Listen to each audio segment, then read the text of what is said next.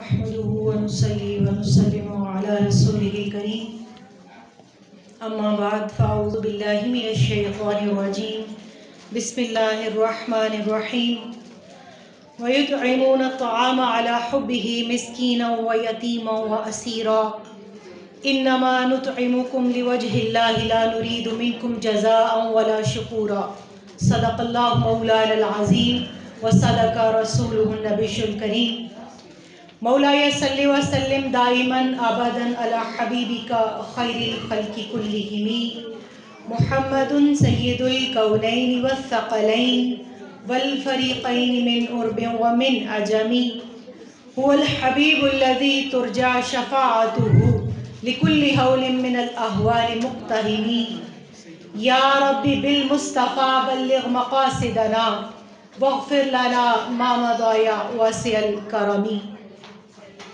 انتہائی واجب الاحترام director general خانہ فرہنگ ایران محترم عزت مآب جعفر روناز صاحب، دیگر مکاتب فکر سے تعلق رکھنے والی معلمات اور امامیہ آرگنائزیشن کی جتنے بھی یہاں پر صدور اور ممبران تشریف فرما ہیں، سب کو سیدہ کائنات خاتون جنت جگر گوشہ رسول نور عین مصطفیٰ صلی اللہ علیہ وآلہ وسلم سیدہ فاطمہ الزہرا سلام اللہ علیہا کا یوم ولادت بہت بہت مبارک ہو۔ دوسری مبارکباد ڈی جی صاحب کے ساتھ ساتھ میں ان تمام جو شرکائے مجلس ہیں، چاہے وہ سامعات ہیں یا یہاں پر تشریف فرما ہماری خطیبائیں ہیں، میں ان کی خدمت میں وہ مبارکباد پیش کروں گی، کیونکہ آج خانہ فرہنگ ایران لاہور کی یہ بلڈنگ، یہ ہال اپنے تمام ذرات کے ساتھ وہ نور، وہ روشنی، وہ خوشبو بکھیرتا ہوا نظر آ رہا ہے کہ یوں لگتا ہے کہ سیدہ کائنات کی چادر کے نیچے روحانی تمام سلاسل کا اس مرکز کو پنجنت بنا دیا گیا ہے، اور اس میں تمام مکاتب فکر مل کر ایک ہی بات کہہ رہے ہیں کہ اغثنی سیدہ لجپال نور یا زہرا، کرم کرم شہ والا حضور یا زہرا۔ اور جیسے کہ آج کا ٹاپک بھی ہے، میں بہت مختصراً اپنے اس ٹاپک کو لے کر چلوں گی، چونکہ میرا تعلق میڈیا سے بھی ہے، تعلیمی اداروں سے بھی ہے، تو میں نے آپ کے سامنے برکت کے لیے سورہ الدہر کی آیت نمبر 8 اور 9 جو تلاوت کرنے کا شرف حاصل کیا، اس کا مقصد کیا تھا؟ نہیں، آج بیٹی کے پاس اپنے باپ کی وہ حمیت نہیں، ایمانداری سے کہیے گا اس لاک ڈاؤن کے اندر کیا آپ نے باپ کا بیٹی کے ساتھ، چچا کا بھتیجی کے ساتھ، ماموں کا بھانجی کے ساتھ، بھائی کا بہن کے ساتھ ریپ سنا نہیں، دیکھا نہیں، پڑھا نہیں؟ مجھ تک شکایتیں پہنچتی ہیں کہ میڈیا پر اس کو ہائی لائٹ کریں۔ کیسے ہائی لائٹ کیا جائے؟ بات تو گھر سے شروع ہوتی ہے، بات تو ماں کی گود سے شروع ہوتی ہے۔ علامہ اقبال کا تذکرہ ہوا، مگر وہ شعر جو میری زندگی کا بحیثیت بیٹی اور ماں کے موٹیویشن ہے، وہ اکثر و بیشتر ہم بھول جاتے ہیں۔ فضائل بیان کرنے کی کیا بات ہے، میری کیا اوقات؟ یہاں کسی نے کہا کہ پوری زندگی لگ جائے فضائل بیان ہوتے، ایک نہیں، کروڑوں نہیں، اربوں زندگیاں ملیں، جبریل کی زبان ملے اور قلم بھی جبریل امین علیہ السلام کا ہو اور رب کا کلام ہو، تب بھی سیدہ کائنات کا کوئی ایک وصف بھی بیان نہیں ہو سکتا۔ مگر علامہ کہتے ہیں بطول باش پنہاں شو ازی اثر کہ در آغوش شبیر بگیری۔ آئیے سورہ الدہر کی اس آیہ کریمہ کی طرح در زہرا کے اوپر قیدی بن کے کھڑے ہو جائیں، سوالی بن کے کھڑے ہو جائیں، وہ اسیر بن جائیں کہ ہم حرص کے بندے بن گئے، ہم ہوس کے بندے بن گئے، ہم دنیا کے بندے بن گئے، ہم نے آپس کی نفرتوں کو ہوائیں دیں، ہم نے منبر و محراب کو اکھاڑا بنایا، ہم نے مسلکوں کی جنگ لڑی۔ کالجز دیکھ لیں، یونیورسٹیز دیکھ لیں، منبر و محراب دیکھ لیجئے، آپ کو ہر جگہ مسالک اور مذاہب کی جنگ تو نظر آئے گی، مگر ایک ہو مسلم حرم کی پاسبانی کے لیے نیل کے ساحل سے لے کر تا بخا کے کاشور اس پیغام کا دائی کم کم نظر آئے گا۔ تو مبارکباد کا مستحق ہے یہ ادارہ، آپ تمام لوگ اور یہ وہ جتنے بھی پارٹیسپینٹس ہیں۔ کیوں اس وقت اس امت کو تار تار کرنے کے لیے جو بیسٹ ٹول کے طور پر جو چیز استعمال کی جا رہی ہے وہ عورت ہے۔ اور میں چیز اس لیے کہتی ہوں کہ ایمان سے کہیے، اوکاز کے بازار میں بکتی ہوئی عورت چیز ہی تو تھی کہ جس کو اجناس کے ساتھ بھیڑ بکریوں کے ساتھ کھڑا کر کے بیچا اور خریدا جاتا تھا۔ کیا اوقات تھی میری اور آپ کی؟ یہ عزتیں کہاں سے ملی؟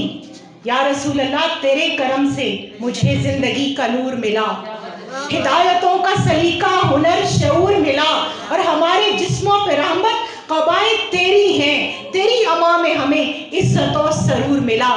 ماں کو قدموں تلے جنت عطا ہوئی، بہن کو غیرت کے نام پر بھائی کی وہ محبت عطا ہوئی کہ جس کے بعد اس کو اور اس کے باپ کو بشارت سنا دی گئی کہ اگر کسی کی 3 بیٹیاں نہیں، 2 نہیں، 1 نہیں، لیکن وہ اپنی بہن کے ساتھ اچھا سلوک کرے گا تب بھی اسی طرح انگشت مبارک جوڑ کر کہا جنت وہ اس طرح میرے قریب ہوگا۔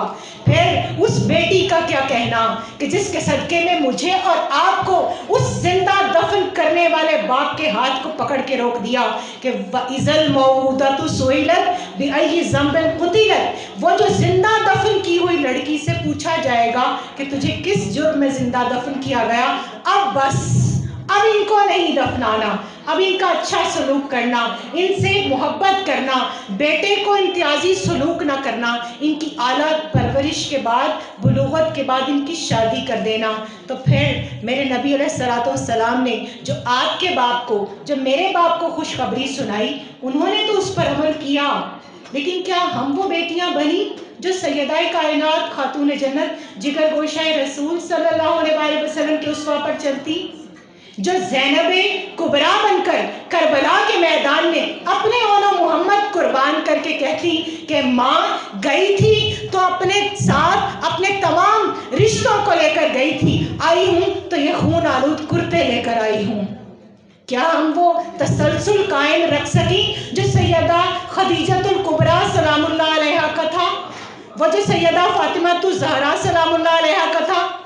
خواہر بیٹھی ہیں ہما تقوی صاحبہ، خانم سکینہ صاحبہ، کل میں اور ڈاکٹر صاحبہ پروگرام میں تھے، آج ٹیلی ویژن پر پروگرام تھا ماں کے دودھ کی اہمیت۔ میں نے ایک شعر رات روتے روتے لکھا تھا، بس وہ سنا کے اجازت چاہوں گی اپنے کلام کو مختصر کرتے ہوئے، کہ وہ وقت تھا کہ ہمارے پاس وہ مائیں تھیں کہ جن کے کوکھ سے پیدا ہونے والے بچے 18-14 پارے حفظ کر کے اس دنیا میں آتے تھے۔ کیا ائمہ معصومین کی مثال ہمارے سامنے نہیں؟ کیا بعد کے ادوار کو چھوڑ دیجئے، آج کی بات کر لیتے ہیں۔ چلیے فیصل آباد، میں آپ کو ڈاکٹر فرزانہ سے ملواتی ہوں جنہوں نے مجھے اس ربیع الاول میں بلایا، اور میں وہاں پر بیٹھ کر یہی بات بیان کر رہی تھی۔ تو جب میں کھانے پر بیٹھی تو انہوں نے مجھے الگ لے جا کر اپنے بیٹے سے ملوایا۔